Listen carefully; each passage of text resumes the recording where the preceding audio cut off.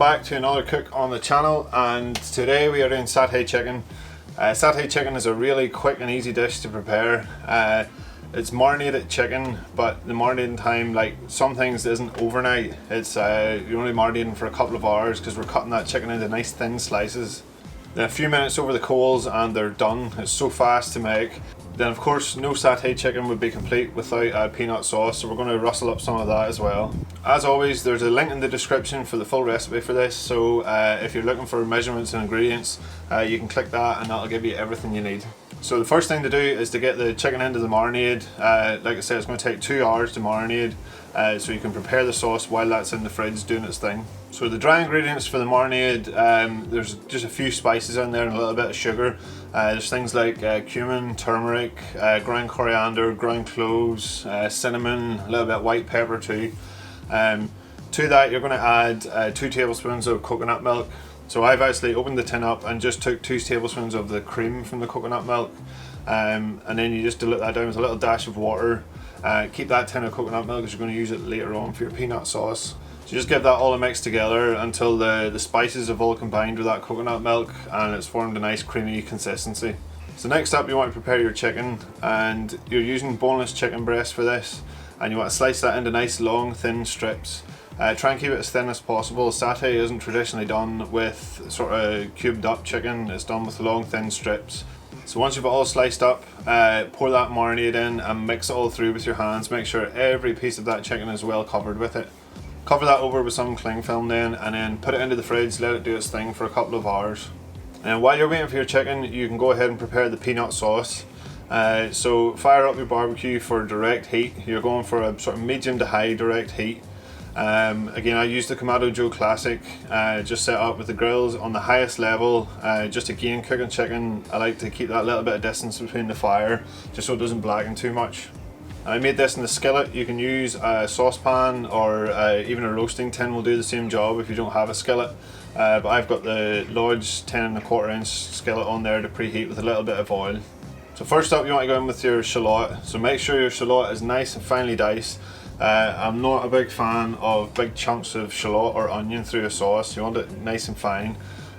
So get to it with your knife and make sure it's all nice and diced up. So saute that off for a few minutes until they become soft, and then you want to go in with your garlic and your ginger. Both the garlic and ginger in this I've used are grated with a microplane. Again, I want them to sort of, the flavour to be in there, but I don't want the texture of them in the sauce. So using the microplane gets them really fine. Little tip for you with the ginger. I was always buying the packs of ginger, and you would use, most recipes ask for a thumb size piece. You would use a thumb size piece and the rest of it will go to waste. So now I buy the whole pack and I throw the whole thing into the freezer. Then whenever it comes to cooking and I need a piece for a recipe, lift the piece out, scrape the skin off with a teaspoon. It's the easiest way to peel ginger. And then while it's frozen, you can grate off whatever you need. Put that piece back into the freezer again. It doesn't go to waste. It's a great way not to waste ginger. And next you want to start going in with some of your wet ingredients. So we've got 2 heaped tablespoons of chunky peanut butter. If you don't want those pieces of peanut through there, use a smooth peanut butter and you'll still get the flavour, but this is where I want the texture to come into the sauce. Then we're going in with some dark soy sauce and the rest of that tin of coconut milk from earlier on. So combine that all together with a whisk and bring it to a simmer until the peanut butter has all melted through that coconut milk and it's all one consistency. Then we're going to go in with our curry powder and our sugar, and that's the final ingredient. So just mix that together until that sugar all dissolves in through the sauce, and then you can lift it off. And the consistency of the sauce is up to you. I was using this as a dipping sauce, so the satay skewers are going to dip into it, so I wanted it to stick to it well, so I kept it a little bit thicker. If you want to use it to mix through some noodles, for example, you can either add a little bit of water or milk and just don't reduce it down as much in the skillet.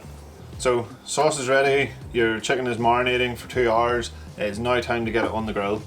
So remove it from the fridge, and I use wooden skewers for this. You can use metal skewers, but if you're doing this for the likes of a party, it's a lot easier for people to pick up a wooden skewer. I used 2 pieces of chicken on each skewer, and these were the longer skewers, so I was able to fit them on. Try not to overcrowd the skewers. 2 of those strips of chicken on there is more than enough. Remember, you want to keep these nice and thin so they cook quickly, and you'll get a nice even cook on both sides.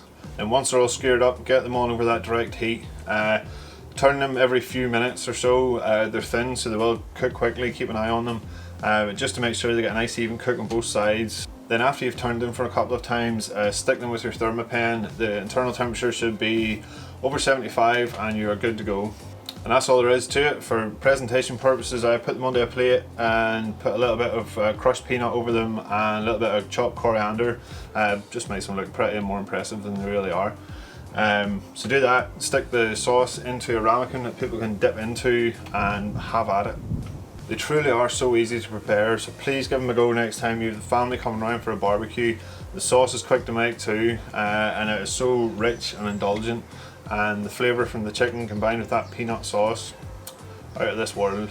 So remember to check out the link in the description for the full recipe. If you like this video, please give it a thumbs up. If you haven't already, subscribe to the channel, and I will see you in the next video.